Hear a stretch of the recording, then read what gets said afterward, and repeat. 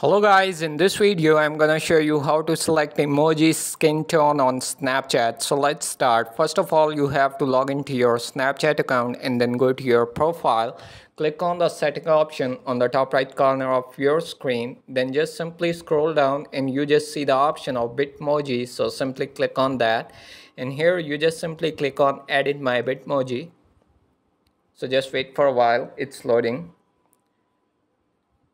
And after the loading complete, you just select the first option and you see the option of skin tone. So now you will just select the skin tone which you want.